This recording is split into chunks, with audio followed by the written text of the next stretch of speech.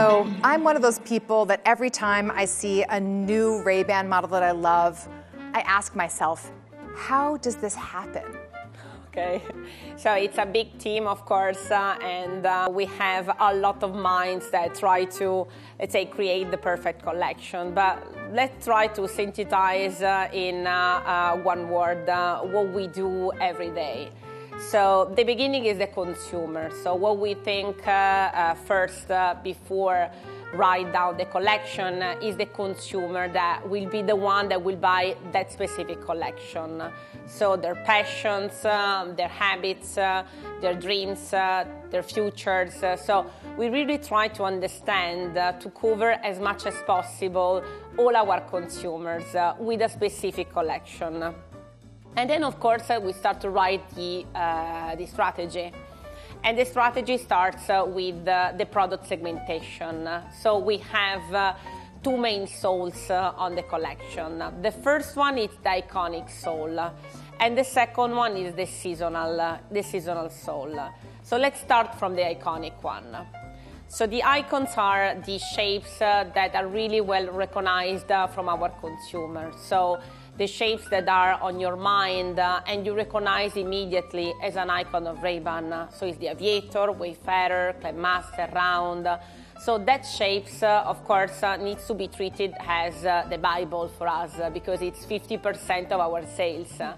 So we work a lot on new trends, with new colors, with new materials, try to refresh every season with new ideas. And of course, we also try to introduce new icons from our past archives to make sure that we also create new trends on the icons. So this is the iconic part of the segmentation. And the other part that, of course, you need to cover is the seasonal trends. So shapes that are actually cool and trendy for the moment, but you don't know about the future. So you need to cover the gap that you have with your icon with the rest of the collection. So the seasonal, more, let's say, technical part and so on. And all together is that you create the full collection. So Ray-Ban has created an incredible number of true icons that are loved and known all around the world. So clearly, Ray-Ban knows how to make an icon. And so the question is it the pair of glasses that becomes an icon because it reflects the spirit of the times? Or is there something in the design that somehow becomes eternal? Icons tell us about the life, ideas, dreams of the era in which they were created. So the answer for sure is both of them, okay? But the important thing is that you create a design that will pass different generations. So not just the first one where they were created, but also go through new generations in the future. And this is the most important part. So if you take the Wayfarer, when it was invented on 1952, Wayfarer was really tough. Why? Because it was bold, has the pantoscopic angle that actually it's really tough, a hinge that was a specific hinge, chunky temples, so it was weird, of course. But what happened? Started to become really popular with Hollywood and with a lot of movies, and what happened? Became something on the common language of our consumers. So they started to understand and to recognize that shape, not just like a weird frame, but something really classic and comfortable to wear on the common language. So what happened to Wayfarer is the coolest frame that you can have also now on the 2023. It's amazing. So basically you're saying that on the one hand, we've got the icons, and on the other hand, we have the seasonal models. So I'm just thinking behind that, you got to develop sort of the general architecture, right?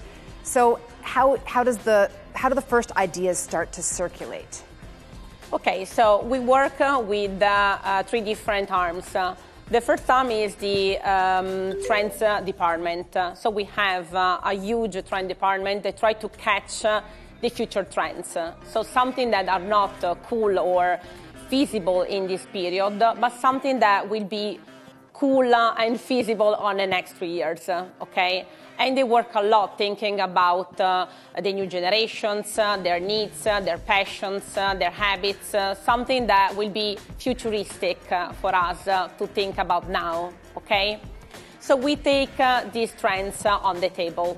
Plus we work with our R&D department, so thinking about new materials, new hinges, new effects or new treatments, new constructions, something that you think it's important to include on the new collection. And the third part is our markets. So we actually listen to our markets to make sure that their needs are included and involved on the new developments. Wow, so you're saying you basically have a department that's only dedicated to looking for trends and finding like astonishing things to be able to propose. That's correct. Amazing. So how does all of that, all of these new novel issues get translated and integrated into an actual pair of glasses? Well, this in particular is a capsule that we just created for the summer release. So this is really